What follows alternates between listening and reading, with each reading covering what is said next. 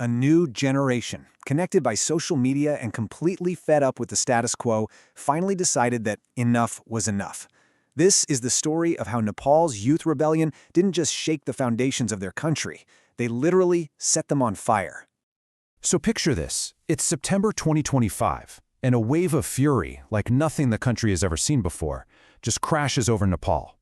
It started as, murmurs online, but it very quickly exploded into a physical eruption of anger that would escalate with breathtaking speed and change the nation forever. And the result? It was just staggering. In just a few days, the Prime Minister was forced to resign. The national parliament was torched. The army was on the streets of Kathmandu. And the very symbols of government power were literally burning. This wasn't just a political crisis, it was a total collapse of the old order. So you have to ask yourself, right? How on earth did it come to this? How did a protest that started with students, many of them still in their school uniforms, spiral into a full-blown insurrection that brought an entire government to its knees? All right, so here's how we're going to break it all down. First, we'll look at the spark and the fuel that fed the flames. Then we'll trace how a protest turned into a violent uprising. We'll see the old guard fall. And finally, we're going to ask what comes next, not just for Nepal, but for the whole region. Okay, first things first. We've got to look at the spark and the fuel.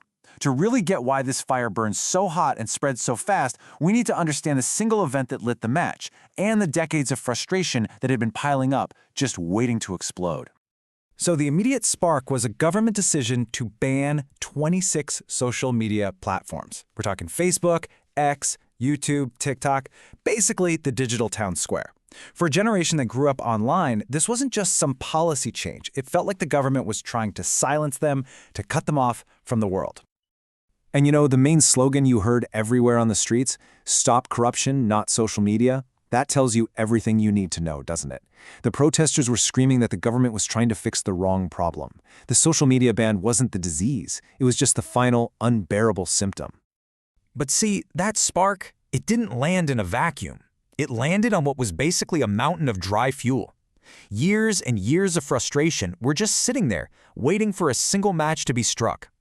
And what was that fuel exactly? Well, it was the stuff that young people in Nepal were dealing with every single day. Rampant political corruption that nobody seemed to pay a price for. A deep-rooted culture of nepotism, where who you know is all that matters. Insanely high youth unemployment, and just this general feeling of economic hopelessness, that the whole system was rigged against them. And this idea of nepotism, it was a huge, huge deal. We're talking about the classic, it's not what you know, it's who you know problem, but on a national scale. For young people trying to build a career, it felt like all the doors were locked, unless you had a powerful uncle somewhere. And this anger just exploded online with one viral hashtag #NepoKids. This trend took off, with people sharing photos and videos of the super lavish lifestyles of the children of politicians. So it wasn't just about jobs anymore, it became about class anger, watching these kids flaunt their wealth while everyone else struggled. So who were these protesters? Well, have a look. This was, without a doubt, a Gen Z movement. The largest group out there was students. In fact, one of the most powerful images from the protests was seeing thousands of kids marching in their school and college uniforms. They were literally fighting for their future. And you have to understand, this was a completely different kind of movement for Nepal. Normally, protests are organized by political parties, with a clear leader at the top. This was the total opposite. It was leaderless, decentralized, and organized organically online. That made it incredibly hard for the government to stop. Okay, so we have the fuel and the spark. Now, how did it go from peaceful marches to, a full-blown inferno that burned down the capital? The speed at which this whole thing spiraled is just terrifying. In early September, things are peaceful. By September 8th, the police are using tear gas and water cannons. But then, on the morning of September 9th, the unthinkable happens. Police open fire with live rounds. By that afternoon, all bets are off. The protesters hit back, and the city begins to burn. 19. That's the number. According to reports, 19 people were killed on just that first day of major clashes. This was not an accident. This was a decision by the state to use deadly force against its own young people. And that decision changed absolutely everything. That response from the state, it was the ultimate betrayal. It completely radicalized the movement almost overnight. The initial calls for reform were drowned out by a much more powerful emotion. Grief turned into pure white-hot rage. This wasn't about change anymore. It was about payback.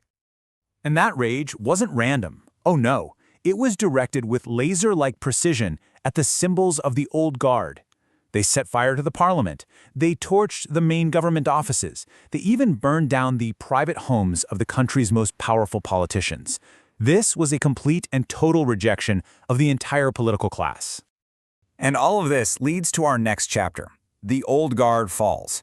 The political establishment, which it seems so untouchable for so long, just started to crumble under the pressure from the streets. Right, so the first big domino to fall, the Home Minister. With the country in chaos, he stepped down, saying he was taking moral responsibility for the killings. That was the first crack in the wall. But that was just the beginning. Then came the one they were really after. On that same day, September 9th, Prime Minister K.P. Sharma Oli, the man whose government started all this, was forced to resign. A leaderless youth movement had just taken down the most powerful man in the country. But you'd think the PM resigning would calm things down, right? Not at all.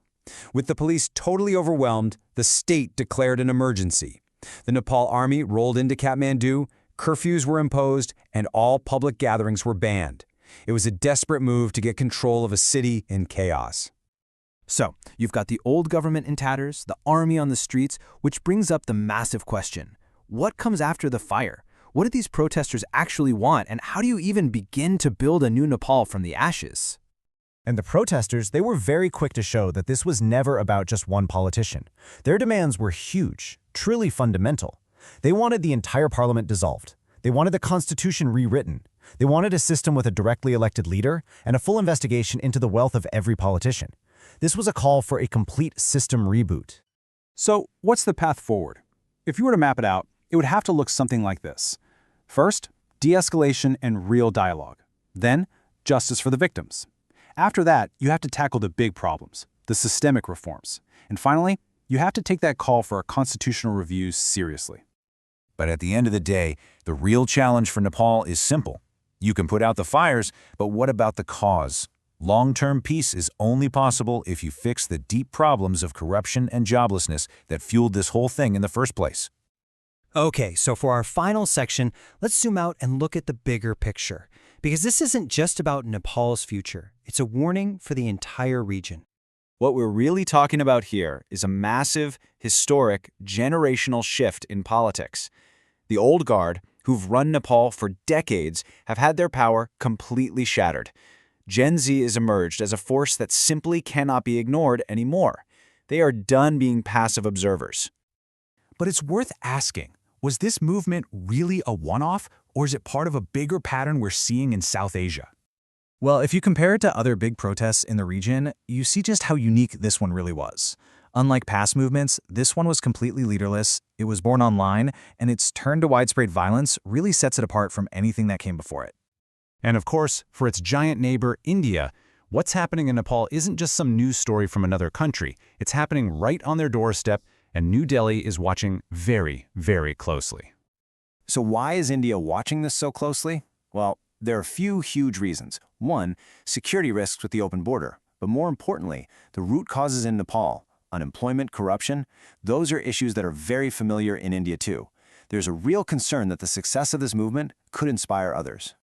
Which is why you hear people say that what happened in Nepal holds some really profound lessons for the whole of South Asia. It's a powerful warning about what happens when you ignore the anger of a connected and frustrated young generation.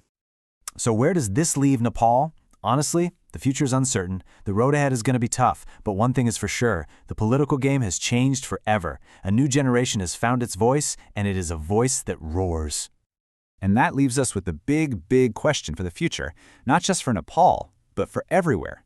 Tearing down a broken system is one thing, but building a better one? That's something else entirely.